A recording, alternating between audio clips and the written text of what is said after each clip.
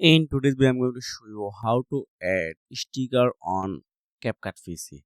So first, you can see this is input option. So I need to import a video from my computer. So example purpose, this is my video.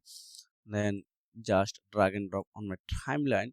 Now you can see this is the left side sticker option. Just click here. Then here is a lots of paid and free sticker available. You can add anyone. Example purpose. Given purpose I add this one. Just click on in today's drag and drop on your main video which part you want to add. Actual purpose I want to add this 11 second. After this, if I playing I again need to click on it. Wow, so you can customize it small, bigger, and etc. You can add animation. Also this sticker, on this sticker, this on, you can customize anything here.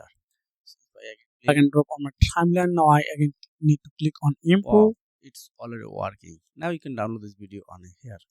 So this is the method how you can add sticker on CapCut PC. So if you found this video helpful, make sure like and subscribe this channel. So you can take care. Goodbye.